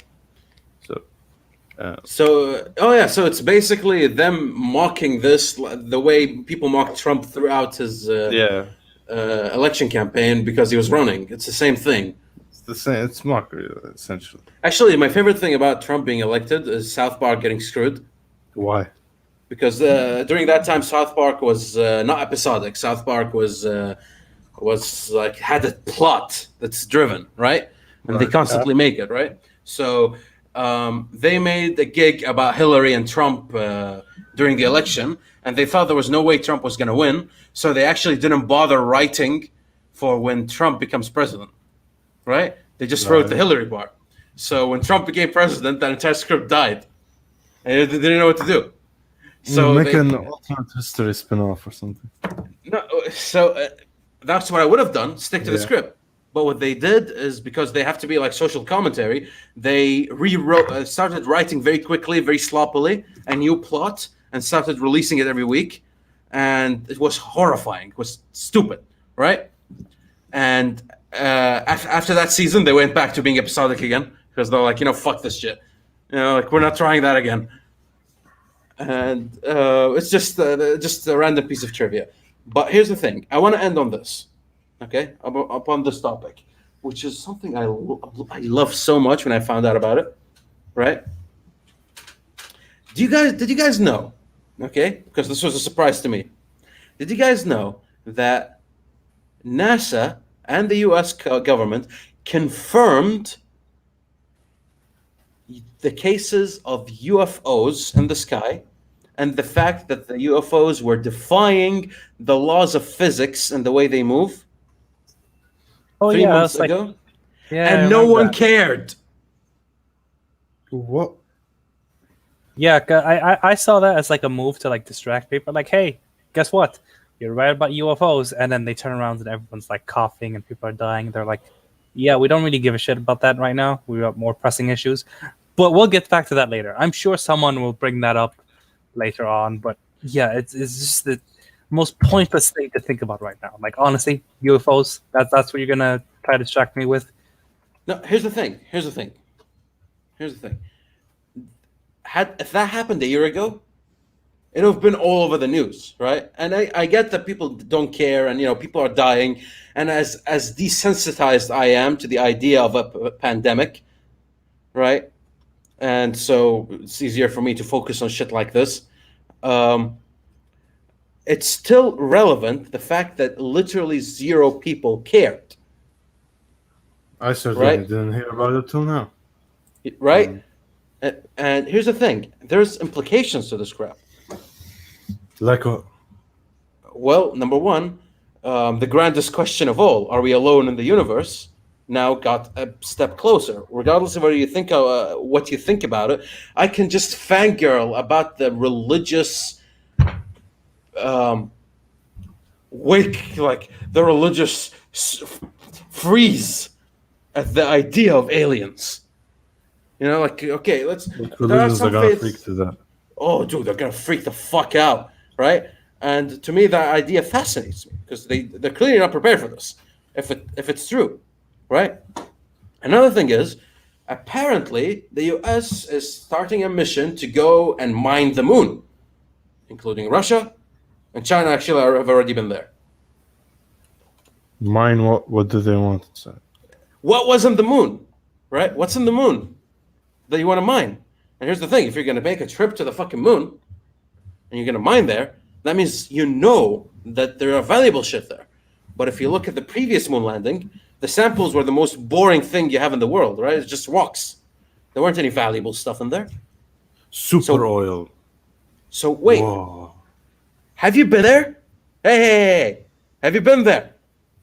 Why didn't you tell us about it? I Right? never thought about that. Yeah, that makes sense. Right? And it makes me think, like, UFOs, people going to the moon to dig, Elon Musk wanting to go to Mars. Okay, hold on. Okay. Okay, that Wait, last one is wait. just a guy being quirky. Hold on a second. Dude, I bet my ass, okay, Elon Musk basically was like the savior of NASA because he's going to save them so much money. Right? And so they can get away with more shit. That's why everybody likes him with his Mars shit. Right? But that's besides the point. The thing that fascinates me is how all of this is being announced during this period and nobody's caring. And here's my problem. Okay, riots in the US, COVID-19. But guess what? Guess what I do most of the day? I sit on my ass over here in my bed. If I was a regular person, I'd be flipping TikTok. Let's not pretend people are just sitting there like the COVID-19 crisis. What's gonna happen? Nobody's doing that shit. Everybody's home. Like occasionally the parent who's ripping his head off because he has to save up the economy. But there's so much of that you can do. So how come it's slipping people's minds? It's not like we're not doing jack shit. And okay, sure, the US is exploding. Denmark isn't. Sweden isn't. Germany isn't. France isn't. Italy is. Right? Canada isn't. Canada isn't. Like, What are those people doing? Right? They're going on about their lives, but they didn't care either. What the fuck is going on here? I'm fucking confused. Well, like an unknown out there is not as concerning as someone coughing in my face and killing me down here. It's just practicality. Yes. I can't go up there if I'm dead before I get there. But that's my point, Ralo. Every single person does not walk day to day thinking, please don't cough. Nobody's doing that.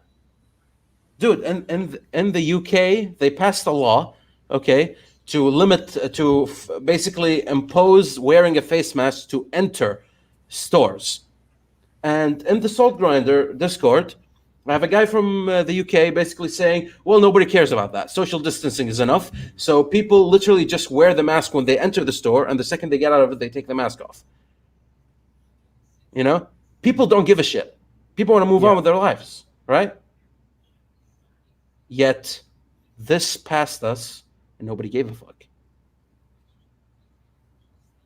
What? Okay, see, the thing is, you're very concerned about the hypotheticals about that, which are incredibly huge. I mean, if people don't even give a shit about the literal, that is a pandemic, like, why is it surprised that no one gives a shit about the hypothetical that no one actually knows about? Because we still don't know the gravity of it. I like that. Gravity of it. Pun not intended. It's a shitty pun. Thank God it's not intended. You know what? Now it is. It's confirmed. Now it's intended. It's fully intended. It's take it. You like it. No. Again, to me, here's the because maybe I'm thinking too macro. Maybe it's true, right? But just okay. The regular person swiping TikTok won't focus on that shit. Fine. But no YouTube videos? Not like one guy being like, by the way, I'm bored in my house, so I'm going to make a video about implications of a UFO and what that means. No one? Come on, like one person. And I get the idea of, current pandemic takes precedent and all that. But it's not like people aren't making the stupidest content on the internet right now to cope with the crisis. Right? Fair enough. So, when somebody makes a Minecraft video, about I built, what was it? I built Minecraft within Minecraft. I saw that a while back. I'm like, somebody found a way to basically automate the screen in Minecraft of his desktop, and then he launched Minecraft through it. So you can literally in Minecraft have a screen that's playing Minecraft, and then he beat the game in it. Right? The things Right? people do, man. How do you make computers into the game? Actual computers. Another guy built a calculator a while back, or rather upgraded his calculator. Imagine spending over like 500 hours building a circuit of a simple calculator in Minecraft. People have this much time in their hands right now in this crisis. Again, their focus is not coughing. Their focus is they want this to pass, because that's the idea of a pandemic. Nobody's constantly worrying about what's going to happen next and what's going to happen to their loved ones. That exists, but you need distraction, right? Yet nobody talked about the UFO thing, and I find that so sad, because it's not going to catch on again.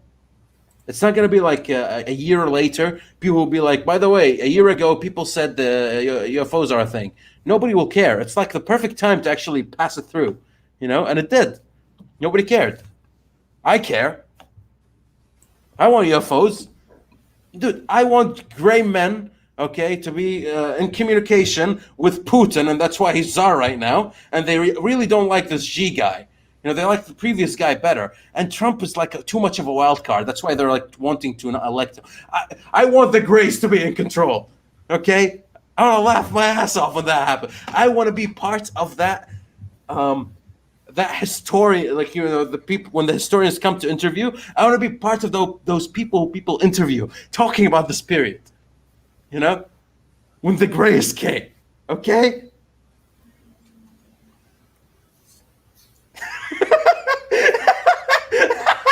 Yeah, I'm just gonna hold, like, slow down a bit. What?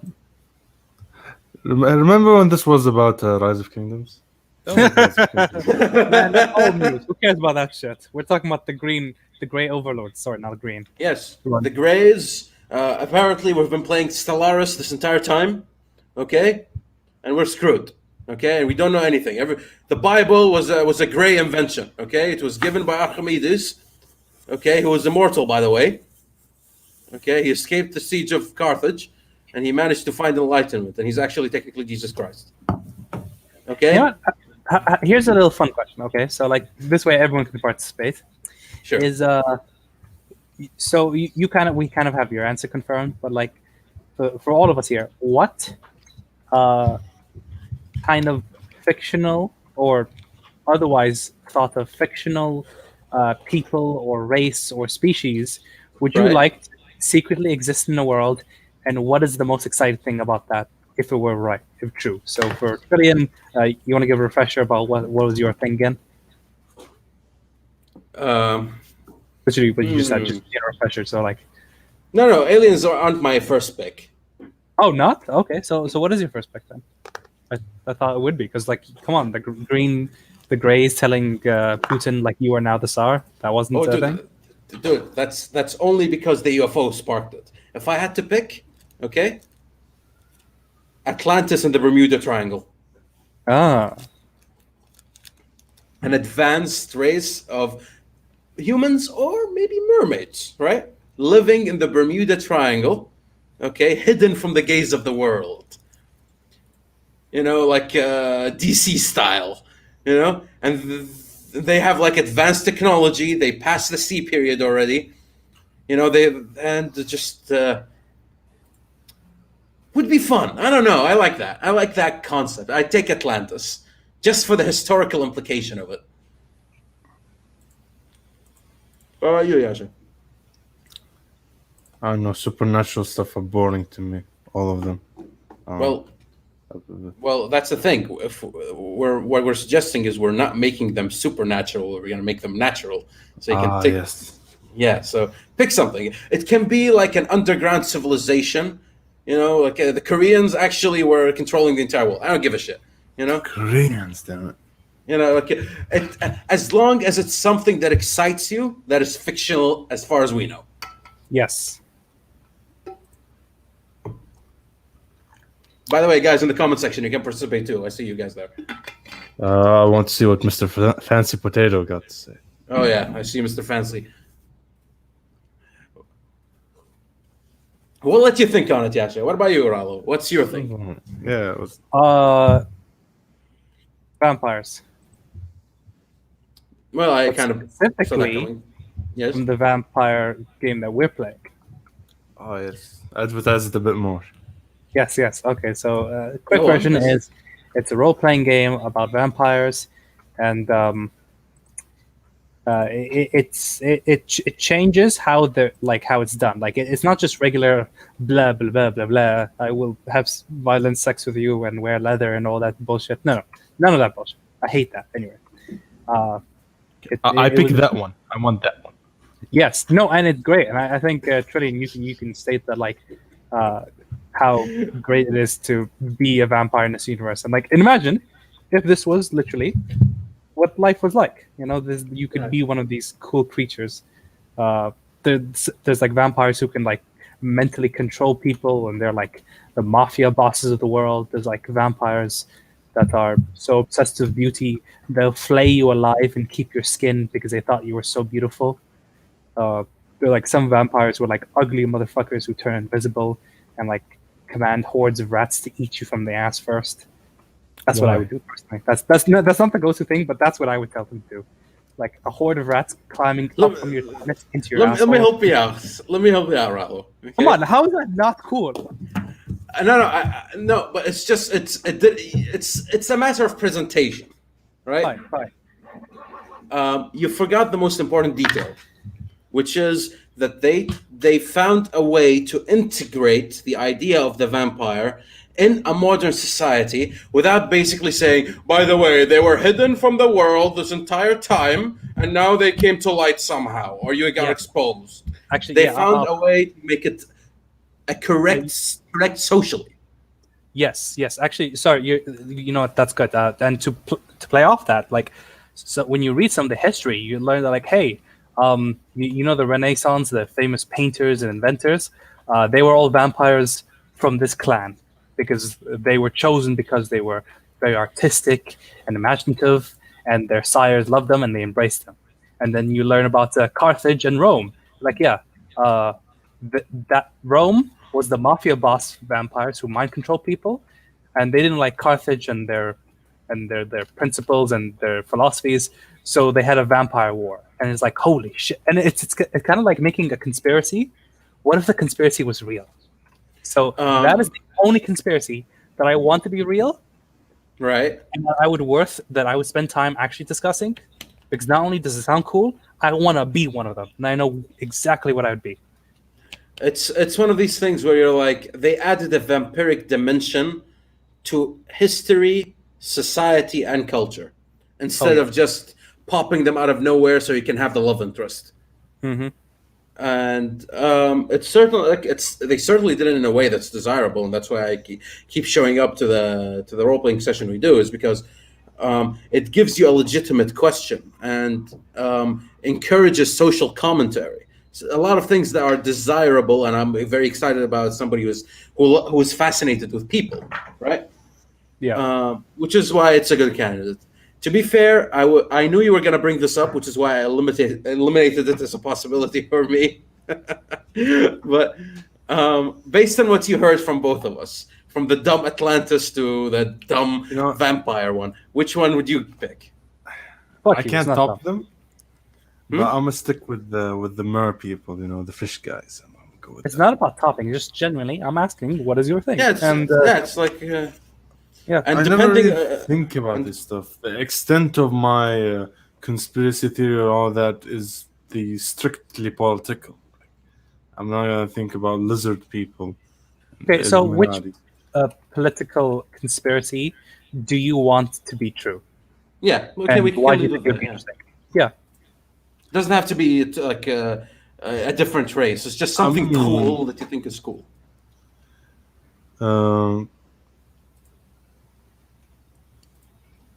I like to think of all the tragedies that happened to the US throughout history and think that they're all orchestrated as means of justifying other things. Like America did Pearl Harbor to itself for Casus Belli or some dumb shit. That's the extent. Right. So the U.S. did the Maine to blame the Maine on Spain, right? Ah, yes, of course. One of these things. We want to expand, but that's actually like a popular thing, which is the U.S. wants to expand. They want to be a world power, but their ideology is exactly against imperialism. So how do you justify that? Kill the natives. Well, we ran out of natives. Fuck. See, war. War is. Um, it's actually like, it's certainly fun to think about to see the U.S. with that light, and actually that's one thing I like about Dan Carlin. Whenever he proposed his social commentary on the U.S., which is the U.S. is like the character Gollum from Lord of the Rings, where he has like where you have Smeagol and you have Gollum, and Smeagol is all the ideals of the U.S.: freedom, the First Amendment, the Second Amendment. All of those guys, like all the good, right? Representing all the good and the purity of the idea and the dream. And then there's Gollum. And Gollum is like, I want the ring of power. I want it. Right? And that would be the imperialist, world-dominating, like, what do you call it? State of mind that comes from ruling a nation as powerful as the U.S., because I think it's unavoidable. I think if you take any nation and you give it as much power as the United States, and it would probably do the same thing. I think it's just it's one of these things. Absolute power corrupts absolutely type of thing. Which is that if you reach that thing, your point of focus becomes desensitized from the original ideal. Give enough time. Given enough time, anybody will turn evil. That Batman, the Dark Knight vibe. You either die a hero or see yourself living to be the villain type of thing. It's certainly a fascinating idea, and it would be an exciting narrative to give to historians later on. 100 years later, when the U.S. implodes. And the entire world is in ruin, and people who are grasping at why this happened would look at the U.S. as the two-headed monster. It's certainly an exciting narrative, especially if you have a storyteller like me telling it. Aha. Want to become a historian? Political? No, I want to become a guy who talks about history. I think that's way more liberating because, again, to me, history is tales. As Napoleon said, history is a bunch of fictions we agreed upon to be true. I like to see it that way, and therefore I choose to pick the exciting tale instead of the biggest, most accurate depiction of the events, right? Which is why when I look at the story of Caesar, everybody would view of him as like power-hungry piece of shit who just wanted the control of Rome. And I like to see him as a sad tyrant, the tale of the sad tyrant, the person who wanted to accomplish, but everybody got on his way, and therefore he became a tyrant to fulfill his own ambition. And that came with a layer of mercy that eventually led to his downfall. I like to see it more that way. It's more romanticized, it gives you more value as far as I'm concerned, which is why I choose that tale instead of another tale. It's like, when somebody is like fangirling about, let's say, Admiral Yi, right? And somebody goes like, actually, Admiral Yi like tripped on his long left leg, and so far his beard is actually to the left side, and therefore your depiction is wrong. And you're like, well, come on, who cares? The tale is awesome. One-man army, literally.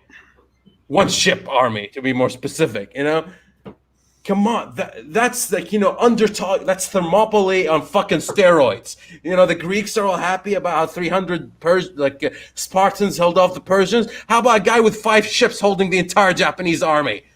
That's a fucking tale. It's exciting. You see about it that he invented a new type of ship, and it destroyed. He had only like 3 of them, and they wrecked shop in the Japanese ranks. And then the second they fired the admiral and put him in prison or whatever, the entire war zone returned and Japan started making progress. So they brought him back and in a hopeless situation, and he found a way.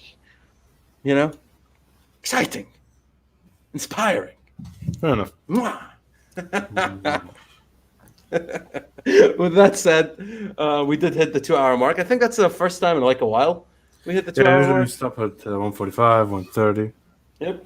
So yeah, I appreciate everybody who showed up. The 4 viewers are still with us. Closing Thank you. remarks, everyone. Don't do that again. um, Uh, yeah, closing remarks, anyone? Thank you. Shout out to Fancy Potato and Hassan for the commentary. Let's bring back MVP. No, Let's no, comment no. MVP. I hate the MVC. I give MVP to Arasan because he never showed up. And yeah, don't plant the seeds. What do you think, Rad? My closing statements is always wear protection. Especially when you're raping someone, because the thing about genocide is that you have to. Well, I mean, if you want to talk about rape, okay, I'm going to talk about, wearing a mask and everything. But if you want to talk about rape, we'll make time next week for you. Next week. Okay, thank you. Sure. With that said, everybody, thank you for showing up, and we hope to see you on the next one.